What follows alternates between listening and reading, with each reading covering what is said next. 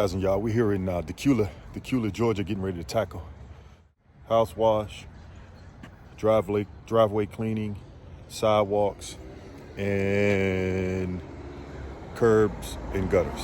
Stay tuned.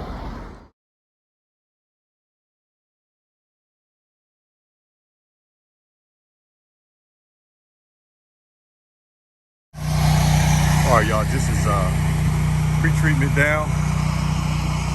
I typically go ahead and pre-treat all my flat surfaces, in this case concrete, to allow a good dwell time,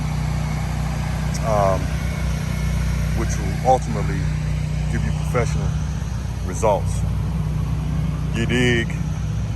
Yeah, you have to give your product good dwell time in order for it to work effectively. You know, you can't rush quality. Take your time, get her done. Look forward to the next call that come in. Stay tuned. Peace.